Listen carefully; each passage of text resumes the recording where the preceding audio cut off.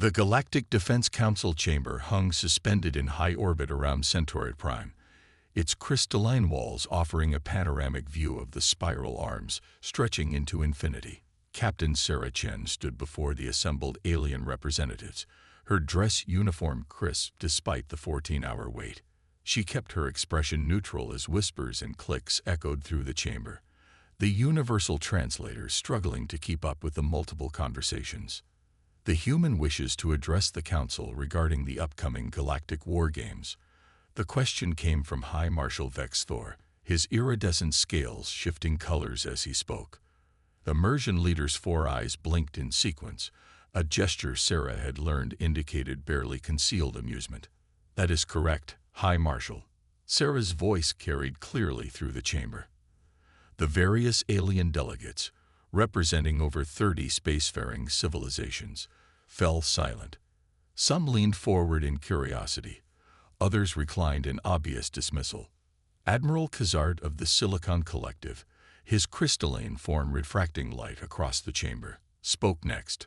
"Earth has been spacefaring for barely 2 centuries. Your participation in these games would be premature." Sarah had expected this response. Humanity was the new kid on the block, having achieved faster-than-light travel only 50 years ago. Most species in the chamber had been crossing the stars when humans were still figuring out bronze tools. "With respect, Admiral," Sarah replied, "Earth's military history spans thousands of years. We've developed combat techniques in environments many would consider impossible. We request the opportunity to demonstrate our capabilities." A ripple of something between laughter and scorn swept through the chamber. The Hive Queen of the Vespid Dominion buzzed what the translator rendered as, "Your species still relies on projectile weapons and biological soldiers. The war games test the pinnacle of military advancement." Sarah allowed herself a small smile. "Then you should have nothing to fear from our participation." The chamber erupted in overlapping conversations. High Marshal Vex Thor raised a scaled hand for silence. "The human makes an interesting point, perhaps." His mandibles clicked in what Sarah recognized as amusement. Perhaps allowing Earth to participate would serve as an educational experience for them. Admiral Khazard's crystalline form pulsed with blue light. "The war games are not a teaching exercise. They determine military hierarchies that influence trade agreements, territory rights, and defensive alliances. Then our participation should be inconsequential." Sarah countered, "Unless you believe there's a genuine risk we might succeed." The challenge hung in the air. Sarah could see the political calculations running through the alien delegates' minds. Deny Earth's participation, and they might appear fearful of a supposedly primitive species. Allow it, and they could publicly humble the upstart humans. High Marshal Vex Thor's scales shifted to a deep purple, a sign of decision. "The Council will vote. Should Earth be allowed to participate in the 847th Galactic War Games?" The voting was closer than Sarah had expected. In the end, Earth's participation was approved by a margin of 3 votes. As the chamber began to empty, Admiral Khazard approached Sarah, his crystalline form towering over her. "You realize you've guaranteed Earth's humiliation." His tone was almost sympathetic. "The war games involve the most advanced military forces in known space." Sarah met his gaze steadily. "We understand the stakes, Admiral. There's just one small detail that might interest you. As the newest participant, we get to choose the battlefield environment." The Admiral's crystalline form flickered. "A minor courtesy that want. We choose the Noctis rainforest on Prima Verde II." The Admiral's form went completely still. Prima Verde II was a death world by most species standards, a planet of massive rainforests where the very air seemed alive with spores, and the ground itself seemed to shift and breathe. Most importantly, its unique magnetic field and atmospheric composition played havoc with advanced targeting systems and quantum communications. "You can't be serious," Khazard said. "That environment would nullify most modern military advantages." "Exactly." Sarah's smile widened slightly. "It levels the playing field. Unless, of course, The Council wishes to withdraw their approval. The Admiral's form pulsed with rapid colors before stabilizing. The vote stands, but you've made a grave miscalculation, Captain Chen. You've chosen an environment that will be equally hostile to your forces. Sarah thought of the Special Forces team already preparing back on Earth. Veterans of the most challenging environments humanity had ever fought in. We'll take our chances, Admiral. Sometimes the most hostile environment can become your greatest ally, if you know how to work with it rather than against it. As Sarah left the chamber, she activated her neural link to Earth Command. Phase 1 complete. They took the bait. The response came immediately. Excellent work, Captain. Commander Rivera's team is already running simulations. Time to show the galaxy why humans learn to fear the dark before we learn to make fire. Back in the chamber, the alien delegates were already discussing how to adapt their advanced warfare systems to the primitive conditions of Prima Verde AI. None of them noticed the small smile playing on Sarah's lips as she walked away. None of them realized that in choosing what they saw as a primitive battlefield, they had already fallen into humanity's first trap. The real game was about to begin, and Earth's special forces were going to teach the galaxy's most advanced military powers a lesson they'd never forget. Sometimes the most dangerous predator isn't the one with the most advanced weapons. It's the one that knows how to become one with the darkness. In her quarters later, Sarah reviewed the initial tactical assessments. The alien forces would bring their standard equipment: quantum-linked battle networks, plasma weapons, energy shields, and advanced targeting systems, all of which would be severely compromised in the rainforest's unique environment. Meanwhile, Earth's team would bring something far more dangerous: generations of experience fighting in environments where technology couldn't be relied upon, where survival depended on instinct, adaptation, and the ability to turn nature itself into a weapon. The aliens thought they were humoring a primitive species. They were about to learn why humans had survived and thrived on a planet that had tried to kill them for millions of years. In 3 weeks, the war games would begin, and the galaxy would learn a crucial lesson. Never underestimate a species that had turned survival itself into an art form. Sarah sent one final message to Earth Command before retiring for the night. Tell Commander Rivera to prepare the full jungle warfare package. It's time to show the galaxy why Earth's special forces are the things that nightmares are made of. The response was immediate and simple. Welcome to the jungle. Commander Maya Rivera stood in a holographic simulation of Prima Verde AI's rainforest, her dark eyes scanning the canopy above. The air was thick with virtual spores that glowed faintly in the perpetual twilight created by the dense foliage. Behind her, her team of 12 specialists moved like shadows through the undergrowth, their movements precise and deliberate.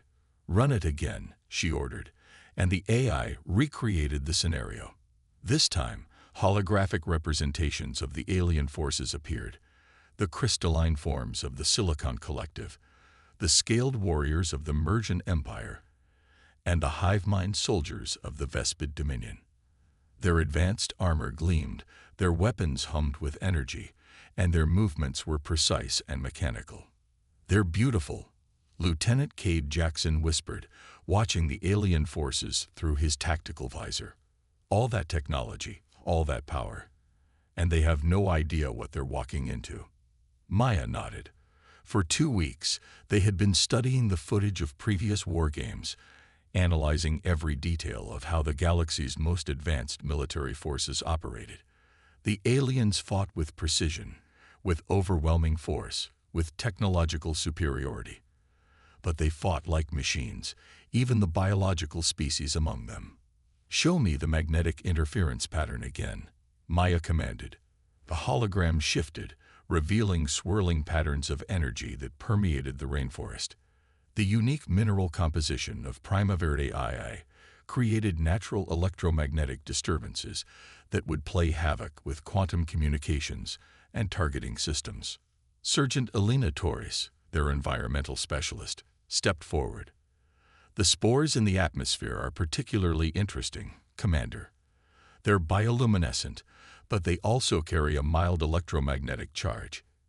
In high concentrations, they'll create false readings on most scanning equipment. And our gear. Elena smiled. All analog where possible, hardened against EMP for what needs to be electronic. No quantum links, no AI assistance, just pure human instinct and skill. We'll see what they can't, hear what they can't, and move where they don't think movement is possible. In high orbit above Prima Verde II, the alien forces were conducting their own preparations. Admiral Kazart's flagship served as the command center, its crystalline corridors filled with tactical displays and strategic planning sessions. The humans have been unusually quiet, General Zexna of the Mersian Empire observed, her scales shifting to a thoughtful blue. No requests for technical specifications, no questions about battlefield protocols. Just silence. They're obviously overwhelmed, Commander Yorick of the Vespid Dominion buzzed. Their primitive military doctrine cannot comprehend the complexity of modern warfare. They will attempt basic guerrilla tactics, nothing more. Zart's crystalline form pulsed with what might have been concern. And yet they chose this battlefield, a primitive environment that negates our advantages. We should not underestimate. They are children playing at war, Zexna interrupted. Their most advanced weapon is still a projectile launcher. Their troops still rely on biological senses and reflexes. They have no combat AI, no quantum targeting, no energy shields. What can they possibly do? Back on Earth, Maya's team was completing their final preparations. Their equipment was deceptively simple, modified ballistic weapons that wouldn't be affected by electromagnetic interference, camouflage suits that adapted to their surroundings using mechanical rather than electronic means, and communication systems that relied on encrypted sound waves rather than quantum entanglement. The aliens think technology is the same as advancement.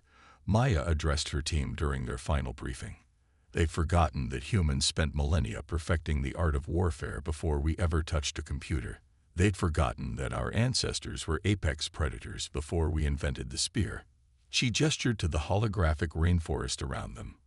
They see this environment as an obstacle to overcome. We see it as an ally to embrace. They'll try to impose their will on the forest.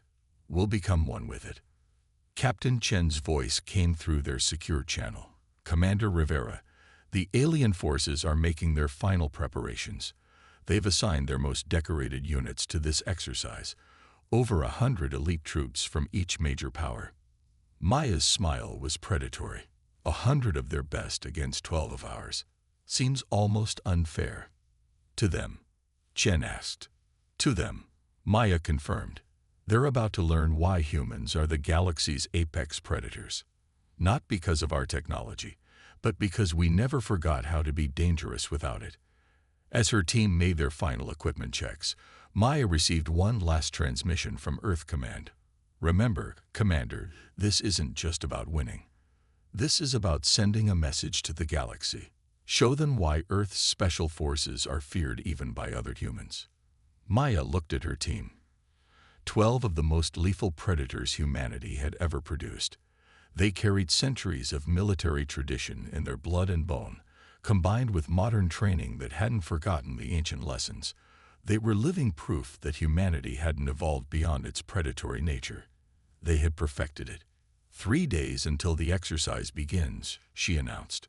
Time to remind the galaxy why humans are the only species that hunts for sport. In orbit, the alien commanders continued their strategic planning. Their advanced systems modeling every possible scenario their AIs could conceive. None of their simulations accounted for what was actually coming.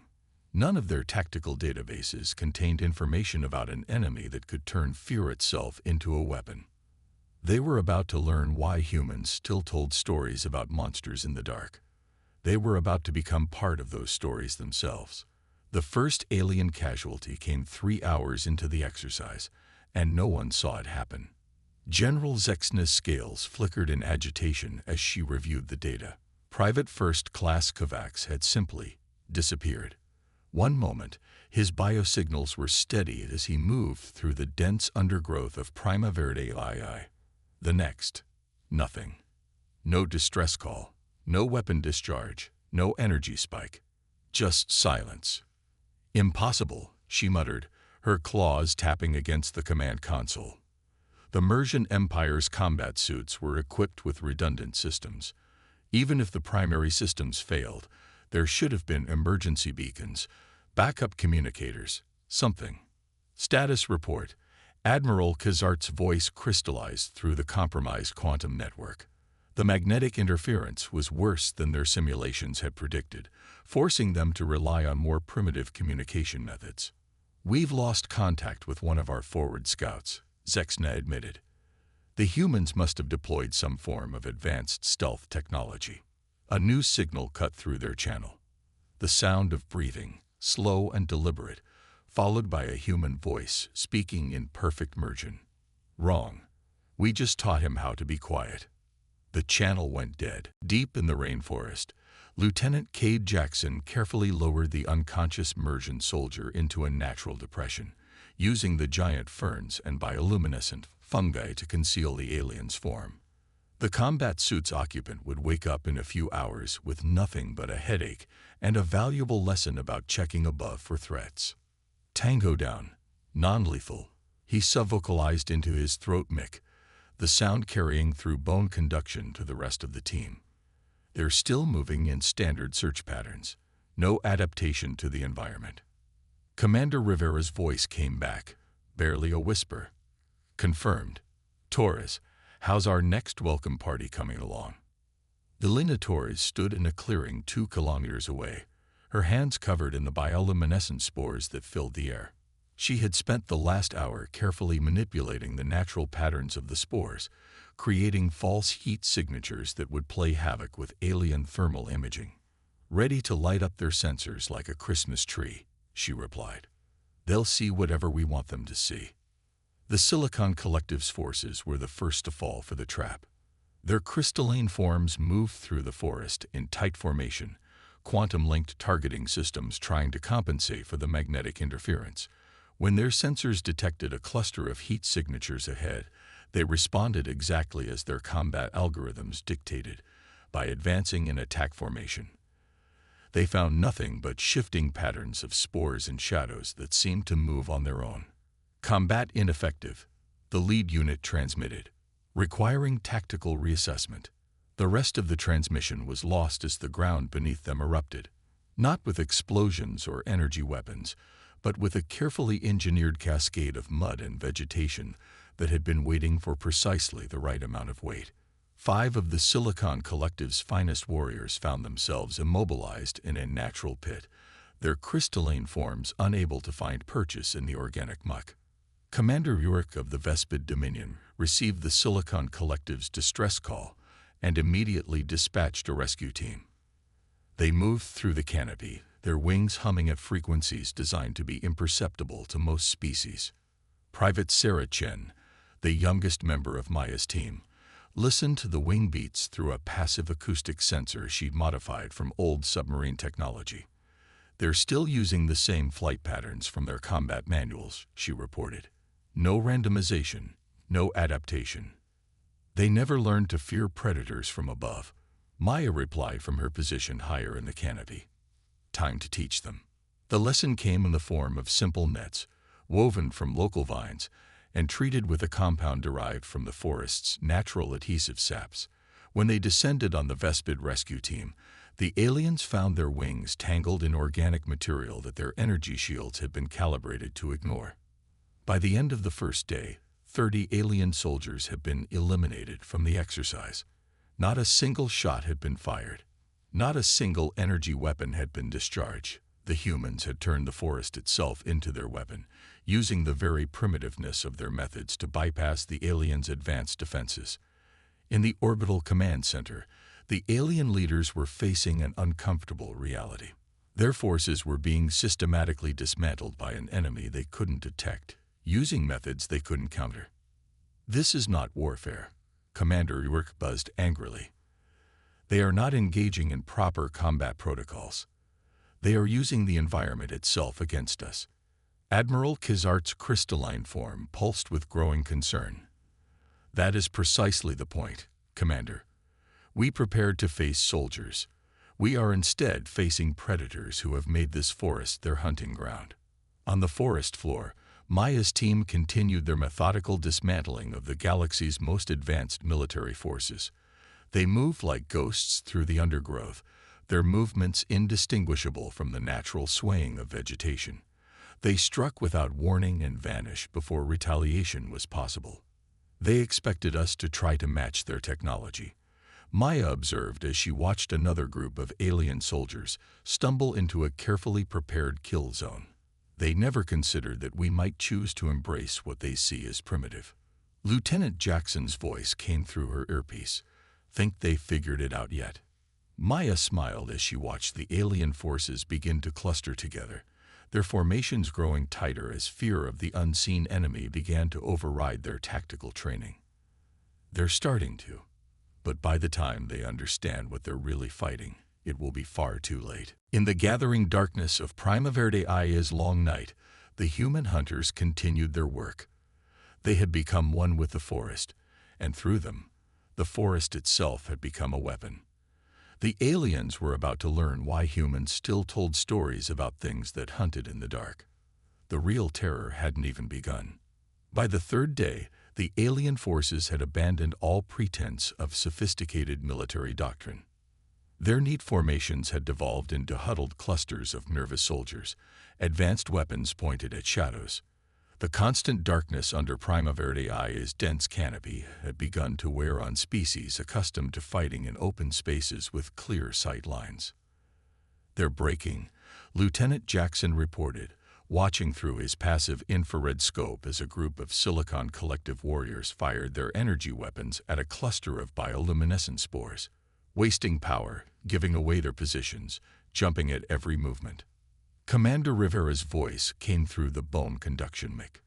"Time to push them over the edge. Execute Phase 3.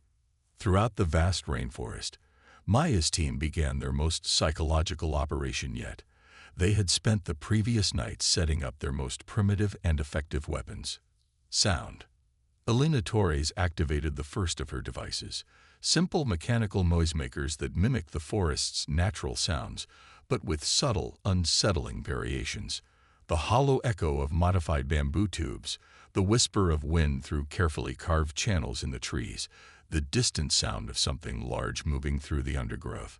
In the Vespid formation, a young drone picked up the first anomalous sound through her sensitive antennae. Contact. She buzzed, swinging her plasma rifle toward the noise. Multiple signatures, closing fast. But there was nothing there. Just more sounds, coming from different directions now, impossible to track. Commander York's wings vibrated with agitation as reports flooded in from his increasingly unstable forces. Status report. "Where are the humans?" "Everywhere," came the panicked response. "They're everywhere and nowhere." In the Silicon Collective's ranks, the situation was deteriorating even faster. Their crystalline forms, normally precise and coordinated, had begun to resonate with stress frequencies. Their quantum links, already compromised by the forest's magnetic fields, were further degraded by their own growing electromagnetic instability. Admiral Kazart watched in horror as his elite forces began to fracture. Literally in some cases, as the crystalline soldiers' forms cracked under the psychological strain. "Impossible," he whispered. "These are veteran warriors. They faced death countless times." "But never like this," General Zexna replied, her scales a sickly green of fear. "Never against an enemy they cannot see, cannot fight, cannot even properly detect. The humans, they've turned our own psychology against us." As if to punctuate her words, a new sound cut through their command channel, the low, rhythmic beating of drums, carrying through the forest floor itself. The humans had discovered that the massive root systems of Prima Verde I's trees could transmit sound for kilometers, creating an organic communication network that no technology could jam. Private Sarah Chen, monitoring the alien communications through their increasingly desperate open channels, smiled as she continued her drumming. The pattern was based on ancient human war drums, designed to match the natural rhythms of a frightened heartbeat and then slowly increase in tempo. "They're trying to coordinate a withdrawal," she reported, "but they can't agree on a direction. Each group thinks they're being herded into a trap." "They are," Maya replied. She stood at the edge of a vast clearing, the only one of its size in this section of the forest. "They just don't know we've given them only one way out." The alien forces, driven by fear and confusion, began to converge on the clearing.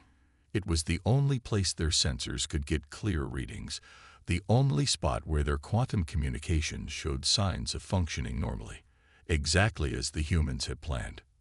Maya watched as the remnants of 3 of the galaxy's most powerful military forces stumbled into the open space. Their weapons were charged but wavering, their formations had completely broken down, and their once proud bearing had been replaced by the universal body language of prey animals seeking escape. "Now," she commanded. Her team emerged from the forest's edge simultaneously.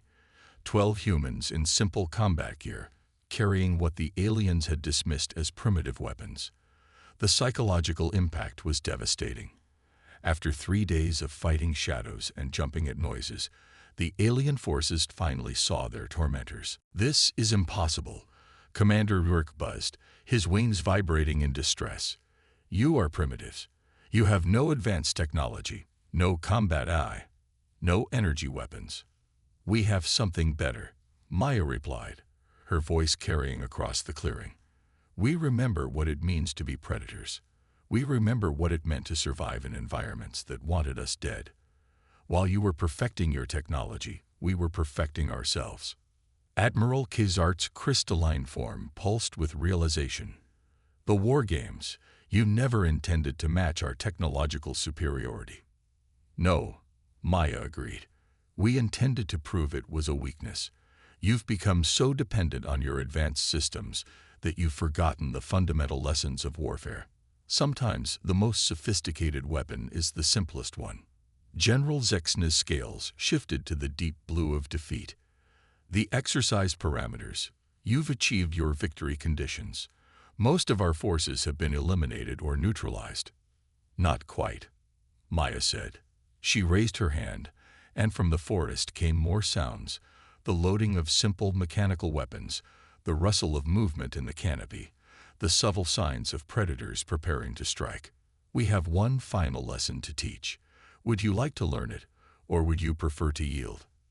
The alien commanders looked at each other, then at their demoralized forces, and finally at the 12 humans who had systematically dismantled the galaxy's most advanced military units using nothing but skill, knowledge, and the willing partnership of a hostile environment. One by one, they signaled their surrender. In the gathering darkness of Prima Verdei's endless twilight, the message was clear. Humanity had earned its place among the stars not by matching alien technology, but by proving that technology alone was not enough. They had shown the galaxy that sometimes the most dangerous predator was not the one with the most advanced weapons, but the one who remembered how to hunt without them. The Galactic Defense Council chamber was eerily silent as the final footage from Prima Verdei played out on the holographic displays. The assembled representatives watched as 12 humans systematically dismantled the most advanced military forces in known space, using little more than skill, ingenuity, and an intimate understanding of their environment. Captain Sarah Chen stood at ease before the council, her expression neutral despite the magnitude of Earth's victory. The atmosphere in the chamber had shifted dramatically from the condescension of their first meeting. Now the alien delegates regarded her with a mixture of respect, wariness, and barely concealed fear. High Marshal Vexthor was the first to speak, his scales a deep purple of formal recognition. "The Council has reviewed the complete record of the War Games exercise. Earth's victory is unprecedented. Not just in terms of tactical success," Admiral Kizart added, his crystalline form still showing stress fractures from the experience, "but in the fundamental lessons it has taught us about the nature of warfare itself." Sarah nodded. "That was our intent. Not simply to win, but to demonstrate that true military prowess isn't about technological superiority. It's about adaptation, innovation, and understanding. Commander Rourke buzzed thoughtfully. Your forces never once engaged us with advanced weapons. You used our own assumptions against us. We used everything against you, Sarah corrected, including your belief that technological advancement automatically equals military superiority. You expected us to try to match your level of technology. Instead, we chose to remind you of what warfare looked like before technology made everything clean. The chamber stirred uncomfortably at her words. Many species had deliberately moved away from the more primal aspects of combat, viewing them as primitive and beneath their evolved sensibilities. Your commander, Rivera, General Zexna said, her scales shifting to a curious blue. She remains on Prima Verde II with her team. Sarah smiled slightly. They're conducting training exercises with your surviving forces, teaching them how to fight when their technology fails, how to understand an environment instead of trying to dominate it, how to become predators again. The implications weren't lost on anyone in the chamber. Earth wasn't just claiming a place among the galaxy's military powers. They were offering to teach the others what they have forgotten. Admiral Kazart's form pulsed with a new frequency. The Council has reached a decision regarding Earth's status following these war games. Given your demonstration of military excellence and tactical innovation, you are being offered full membership in the Galactic Defense Alliance. With some additional provisions, High Marshal Vex Thor added, we request that Earth establish a training program for special operations forces from all member species. Your unique perspectives on warfare could prove invaluable. Sarah had expected this. Earth's victory had demonstrated not just their military capabilities, but their potential value as allies. We accept with one condition of our own. The chamber grew still, waiting. The galaxy is vast, and there are threats we haven't yet encountered. While we're willing to teach others our methods, we want to learn as well. A true exchange of military knowledge and culture, not just training in primitive warfare techniques. The council members looked at each other, then back at Sarah. High Marshal Vex Thor's scales shifted to the gold of formal agreement. Your terms are acceptable. Welcome to the Galactic Defense Alliance, Captain Chen. As Sarah left the chamber, she received a transmission from Commander Rivera, still on Prima Verde II. How did they take it? About as expected, Sarah replied. They're scared, impressed, and trying to figure out how to turn us into an asset rather than a potential threat. How are your new students doing? Maya's laugh carried through the channel. They're learning. Slowly. The Silicon Collective troops are having the hardest time. They literally have to learn how to move differently. But they're all starting to understand. Yesterday, I watched a Vespid warrior track prey through the canopy without using any technology. There's hope for them yet. And the larger lesson. That's taking root too. They're beginning to understand that humans didn't just survive on a death world. We thrived on it. We didn't just develop technology. We developed ourselves. Every piece of technology we created was an addition to our capabilities, not a replacement for them. Sarah smiled as she boarded her shuttle back to Earth. And now they know why we still tell stories about monsters in the dark. Because sometimes, Maya finished, the most dangerous monsters are the ones who remember what it means to hunt without fancy toys. In the years that followed, Earth's victory in the war games became legendary, studied in military academies across the galaxy. But the true legacy wasn't in the victory itself, but in what it taught the galaxy's most advanced civilizations. That true strength lies not in forgetting your primitive roots in favor of technology, but in finding ways to combine both. The Human Special Forces training program became one of the most prestigious and feared military programs in known space. Species that had once looked down on Earth's primitive military now sent their best warriors to learn the ancient arts of survival, stealth, and adaptation. And in the dark forests of Prima Verde II, the training continued. 12 humans teaching the galaxy's finest warriors how to be predators again, how to survive when technology fails, how to become one with environments that want them dead. The galaxy had learned to respect humanity not for their technological achievements, but for never forgetting the fundamental truth that had allowed them to survive and thrive on their own death world. Sometimes the most sophisticated approach is remembering how to be primitive. And in the endless twilight of alien worlds, new stories began to spread. Stories of human hunters who could become one with the darkness, who could turn any environment into a weapon, who had taught the galaxy's most advanced species how to fear the dark again. They had earned their place among the stars not by reaching for them, but by remembering where they came from. And in doing so, they had changed the face of galactic warfare forever.